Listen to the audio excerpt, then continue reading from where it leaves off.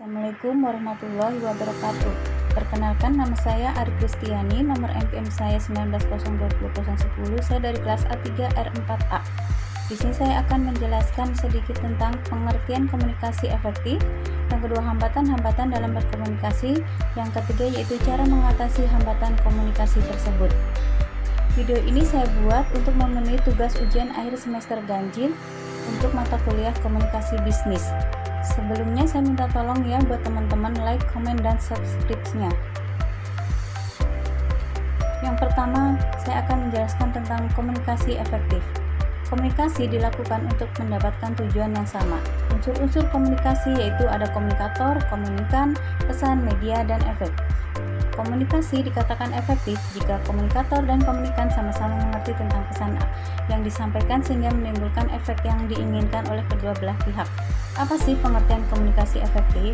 Komunikasi efektif adalah tersampaikannya gagasan, pesan, dan perasaan dengan cara yang baik dalam konteks sosial yang baik pula.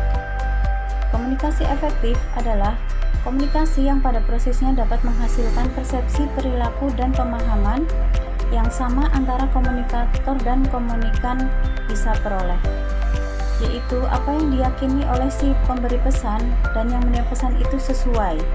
Di sini maksudnya yaitu pesan itu dapat merubah perilaku, sikap, dan pengetahuan si penerima pesan sesuai harapan komunikator. Selanjutnya yaitu 5 komponen penting dalam komunikasi. Yang pertama yaitu pengirim pesan atau sender atau komunikator. Di sini dimaksudkan yaitu pihak yang mempunyai kebutuhan untuk berkomunikasi.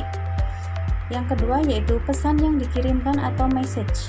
Di sini maksudnya yaitu seperangkat simbol yang berbentuk verbal atau nonverbal yang mewakili perasaan, gagasan, atau maksud dari komunikator. Yang ketiga yaitu bagaimana pesan tersebut dikirimkan. Di sini maksudnya yaitu sumber atau wahana untuk menyampaikan pesan tersebut kepada komunikan. Yang keempat yaitu penerima pesan. Di sini maksudnya yaitu sasaran atau tujuan yang menerima pesan dari komunikator.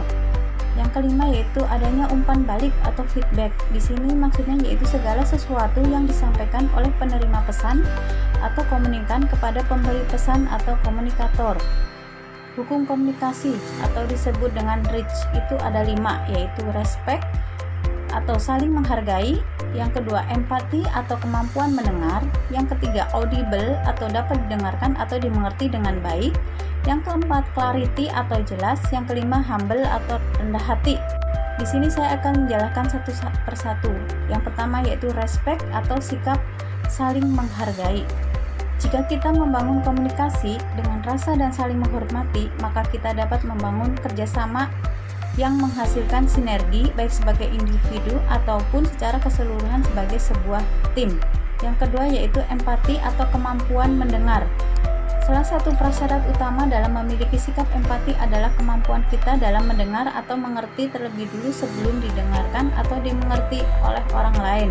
Yang ketiga yaitu audible atau dapat didengarkan atau dimengerti dengan baik.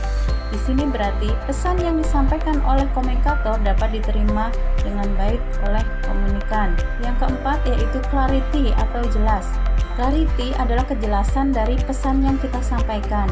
Salah satu munculnya salah paham antara kedua belah pihak yaitu dengan adanya kurang jelas informasi yang mereka terima. Yang kelima, humble atau rendah hati. Prinsip kelima dalam membangun komunikasi yang efektif adalah sikap rendah hati. Sikap ini merupakan unsur yang terkait dengan prinsip yang pertama. Untuk membangun rasa menghargai orang lain biasanya didasari oleh sikap rendah hati yang kita miliki. Kiat-kiat sukses berkomunikasi. Yang pertama yaitu kenali dengan baik lawan bicara. Yang kedua, jangan terlalu banyak bicara dan kurang mendengar. Yang ketiga, jangan merasa dan memperlihatkan bahwa kita lebih tahu daripada lawan bicara kita. Yang keempat, kenali betul-betul diri sendiri dan kemampuan diri sendiri. Untuk poin yang kedua yaitu saya akan menjelaskan tentang hambatan-hambatan dalam komunikasi. Hambatan atau noise dalam komunikasi yaitu ada 3. Eksternal, rangsangan dari lingkungan yang menarik perhatian lebih besar dari komunikasi yang sedang berlangsung. Internal yaitu pikiran dan perasaan yang bersaing untuk mendapat perhatian dan mengganggu proses komunikasi. Yang ketiga, semantik. Semantik yaitu pengetahuan mengenai pengertian kata-kata, makna kata atau lambang tertentu atau simbol-simbol tertentu. Hambatan-hambatan dalam komunikasi yaitu ada 4. Yang pertama, sumber hambatan bersifat emosional dan sosial atau kultural. Sadar atau tidak memberikan penilaian dan menghakimi pembicara. Yang ketiga, gagal menangkap maksud konotatif suatu perkataan. Yang keempat, kesalahpahaman atau distorsi karena tidak saling mempercayai. Kendala-kendala yang dihadapi dalam komunikasi yaitu dari si pengirim, yaitu pengaruh perbedaan status atau perbedaan budaya.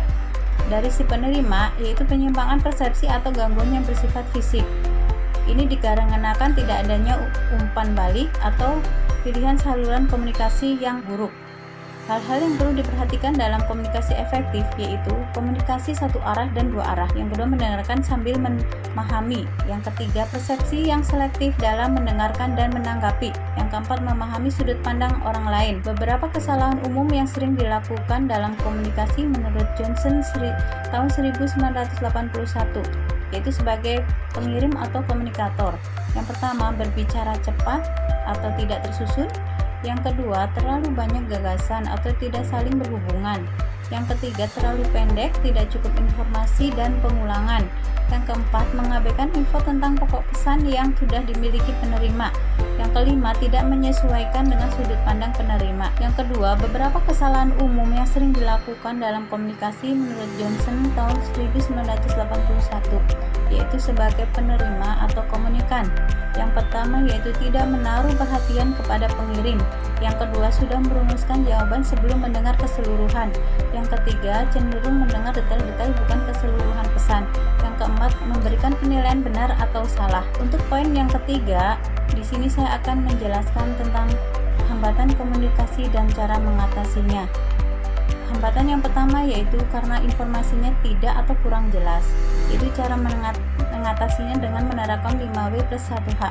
Yang kedua yaitu tidak tatap muka. Cara mengatasinya yaitu dengan melakukan face to face atau tatap muka. Yang ketiga, cemas, ragu-ragu, emosional, takut salah, terancam. Cara mengatasinya yaitu membuat suasana menjadi lebih nyaman, aman, positif, tenang, dan lebih percaya diri. Yang keempat yaitu one way communication. Cara mengatasinya yaitu dengan melakukan two way communication atau lakukan feedback. Sekian penjelasan dari saya, kurang lebihnya saya mohon maaf. Terima kasih buat teman-teman yang sudah like, komen, dan subscribe-nya. Wabillahi taufiq wal hidayah. Wassalamualaikum warahmatullahi wabarakatuh.